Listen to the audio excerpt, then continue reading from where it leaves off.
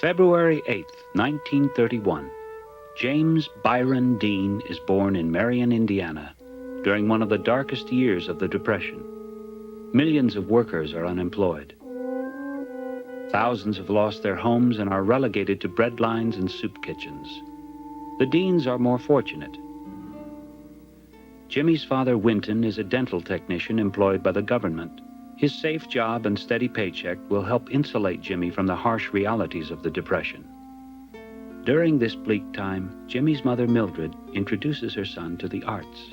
She reads him her favorite poems, and as soon as he is old enough, she sends him for dancing lessons.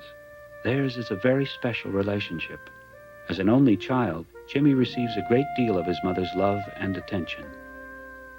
When Jimmy is 5 years old, the government transfers his father to Los Angeles, California. In 1939, 3 years after the Deans moved to California, Jimmy's mother becomes ill with cancer.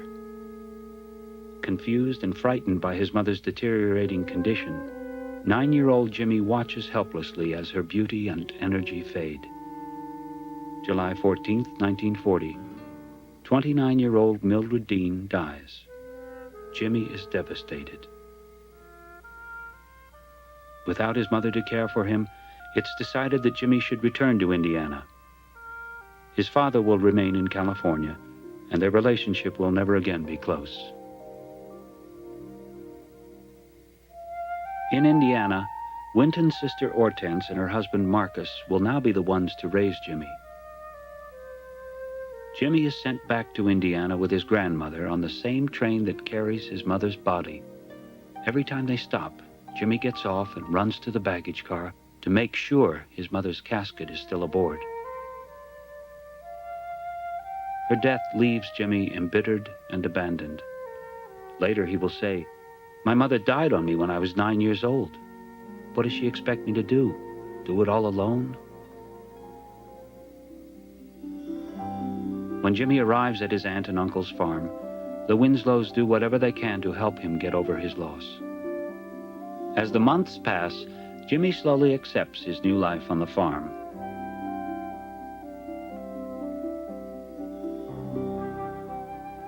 During this time, Aunt Hortense, a member of the Women's Christian Temperance Union, encourages Jimmy to perform at the Back Creek Church by giving readings on the evils of alcohol.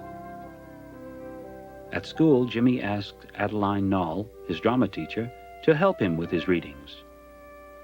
He was an unusual child. He was a precocious child. To stand on a table or on a chair, he'd perform, give his readings.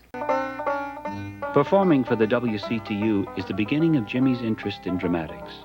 Although years later he will say, the way they had it, if you stepped on a grape, you would go to hell.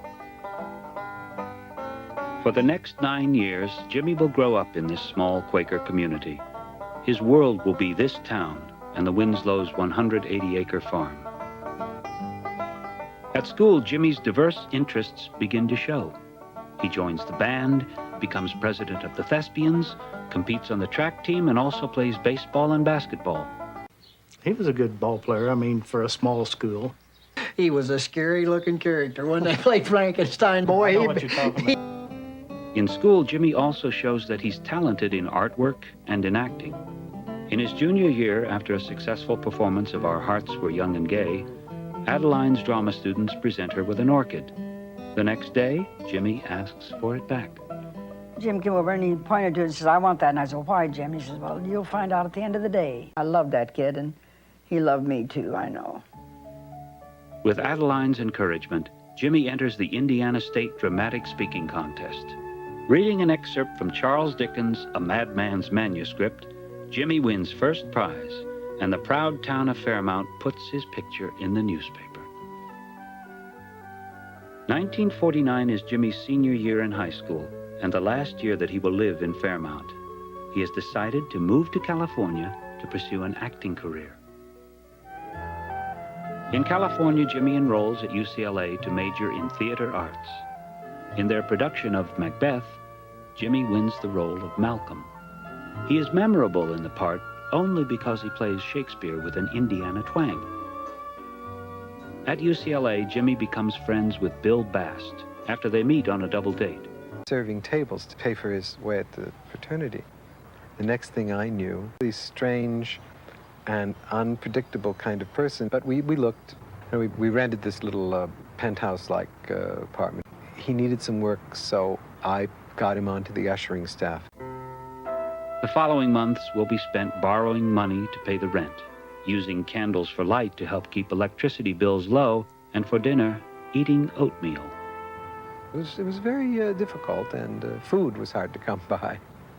He was also very, very active in terms of artistic inclinations. He couldn't sit still. Caricatures kind of thing. Very unpleasant stuff, most of it. Very macabre and very black humor. And I led him to say, like, Henry Miller. He had never heard of Henry Miller. And the next thing we knew, we were into a period of utilizing all of Henry Miller's sort of sexuality.